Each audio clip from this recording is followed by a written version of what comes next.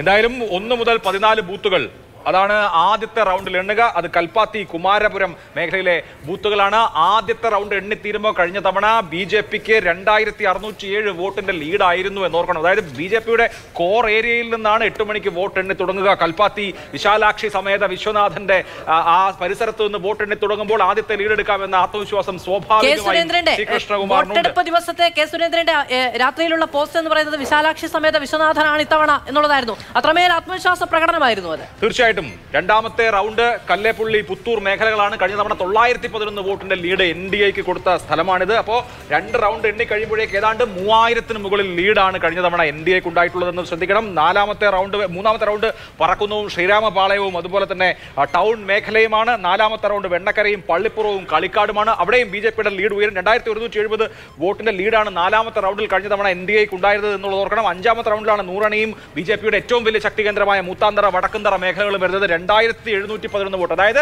ഏറ്റവും വലിയ ലീഡ് സംഖ്യ കഴിഞ്ഞ തവണ ശ്രീധരന് നൽകിയത് ഈ നൂറണി മൂത്താന്തറ വടക്കന്തറ മേഖലയാണ്. 5ാമത്തെ റൗണ്ട് 6ാമത്തെ റൗണ്ടിൽ ജൈനിമേട് ചാത്തപുരം കൊപ്പം എണ്ണുമ്പോൾ ലീഡ് 534 കുറയും. 7ാമത്തെ റൗണ്ടിൽ കുന്നത്തൂർ മേടും കൽമണ്ഡപവും മണപ്പുള്ളിക്കാവും എണ്ണുമ്പോഴും BJPക്ക് ചെറിയ ലീഡ് ഉണ്ടാവും.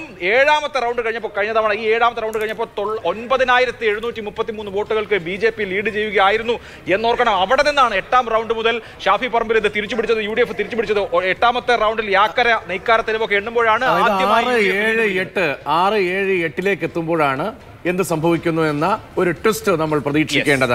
ആദ്യ മണിക്കൂറിൽ ആദ്യം വോട്ടെണ്ണി തുടങ്ങുമ്പോൾ തന്നെ അഭിലാഷ് പറഞ്ഞതുപോലെ ക്രമാനുഗതമായി NDAയുടെ ലീഡ് ഉയർന്നു വരുന്ന കഴിഞ്ഞ തവണത്തെ പാറ്റേൺ തന്നെയാണോ എന്ന് നമുക്ക് മനസ്സിലാകും. ആ ലീഡ്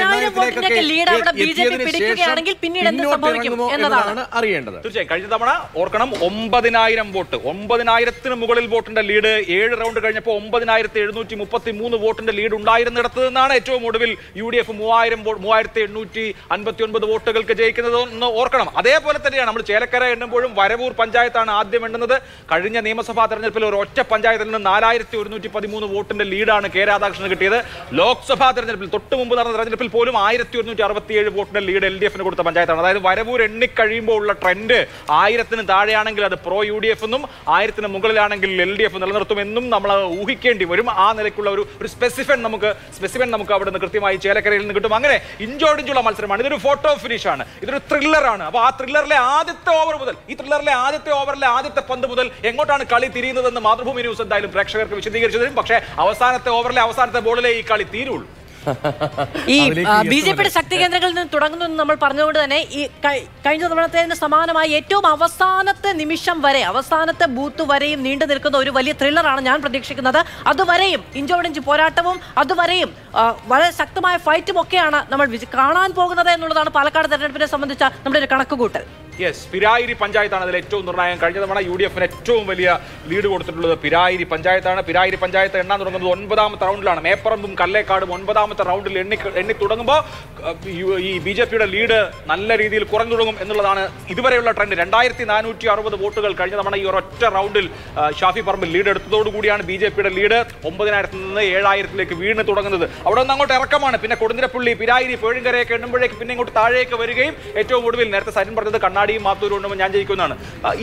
ഇപ്പോൾ UDF അല്ല BJPയോട് ഇടിച്ചു നിൽക്കുന്നത് LDF ആണെങ്കിൽ ആ ട്രെൻഡും സാധിക്കാം. പക്ഷെ അവിടുത്തെ ഒരു രാഷ്ട്രീയ കാലാവസ്ഥ അനുസരിച്ച് ഇതൊരു BJP NDA UDF direct fight ആണ്. അതിൽ സരിൻ മുന്നോട്ട് വെക്കുന്ന ആത്മവിശ്വാസം എത്രമാത്രം വിജയിക്കുമെന്നുള്ളത് നമ്മൾ കാത്തിരുന്ന് തന്നെ കാണേണ്ട കാര്യമാണ്. പാലക്കാട് ചേലക്കര ത്രില്ലറിനായി കേരളം അക്ഷരാർത്ഥത്തിൽ ഒരുങ്ങിയിരിക്കുകയാണ് എന്ന് പറയാം. ആവേശകരമായ ഒരു തെരഞ്ഞെടുപ്പ് ദിവസത്തിലേക്ക് മാതൃഭൂമി ന്യൂസിന്റെ എല്ലാ പ്രേക്ഷകരെയും ഹൃദയംഗമമായി സ്വാഗതം ചെയ്യുകയാണ്. ഇനി 1 മണിക്കൂർ തികച്ചില്ല. ആദ്യ ഫലസൂചനകൾ വന്നു തുടങ്ങുമ്പോൾ 8:30 നമുക്ക് എങ്ങോട്ടാണ് ഗതി എന്നത് കൃത്യമായി അറിയാം. പോസ്റ്റൽ വോട്ടുകളിൽ നിന്ന് ഇലക്ട്രോണിക് വോട്ടിംഗ് മെഷീനുകളിലെ ഫലം കൂടി വന്നു തുടങ്ങുമ്പോൾ കേരളം ഓരോ നിമിഷവും കണ്ണിമ ചിമ്മാതെ നോക്കി നിൽക്കേണ്ടി വരും. പാലക്കാട്ടെയും ചേലക്കരയും വയനാട്ടിലുമൊക്കെ വിധി എന്താണ് എന്നുള്ളത്. ഇപ്പോൾ പാലക്കാട് നോക്കുകയാണെങ്കിൽ ഓരോ ബൂത്തിലും ഏതാണ്ട് 1000-നും 1100-നും ഇടയിലുള്ള വോട്ടുകളാണ് ഉള്ളത്.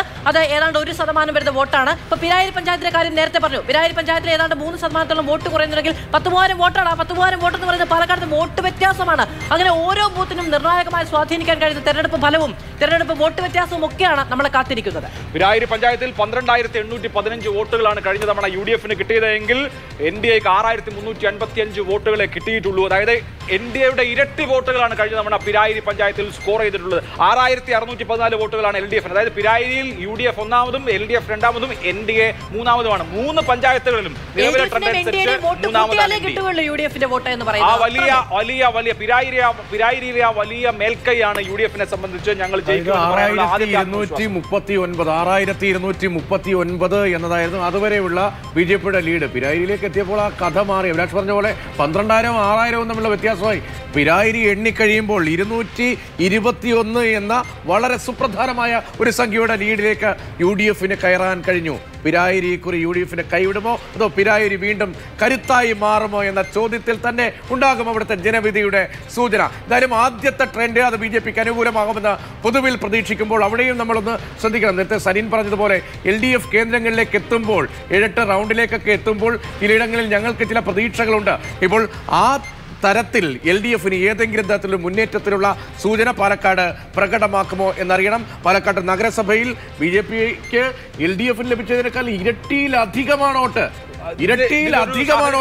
അവിടെയാണ് മത്സരം LDFും UDFും തമ്മിലല്ല, മറിച്ച് LDFും NDAയും തമ്മിലാണ്. കാരണം NDAക്ക് കഴിഞ്ഞ തവണ മുനിസിപ്പാലിറ്റിയിൽ 34,143 വോട്ട് കിട്ടിയപ്പോൾ UDF 27,905 വോട്ടുണ്ട്. LDF ബഹുദൂരം പുറകിലാണ്. 16,455 വോട്ട്. 16,000-ഉം 33,000-ഉം തമ്മിലുള്ള വ്യത്യാസം അത് മാനേജ് ചെയ്യുന്നത് ഈ പറഞ്ഞ പോലെ പിരായിലേക്ക് വരുമ്പോഴാണ്. അവിടെയാണ് 12,000 വോട്ട് സ്വന്തമായി സമാഹരിക്കുന്നത്. 6,000 മാത്രമേ NDAക്കും LDFിനും സമാഹരിക്കാൻ കഴിഞ്ഞുള്ളൂ. മാത്തൂരും കണ്ണാടിയും ഒക്കെ അത് ഏറ്റവും അടുത്ത് നിൽക്കുന്ന ഘട്ടവുമായിരുന്നു. ഇതൊക്കെ കഴിഞ്ഞ തെരഞ്ഞെടുപ്പിന്റെ കണക്കാണ്. ഓരോ തെരഞ്ഞെടുപ്പും വ്യത്യസ്തമാണ്.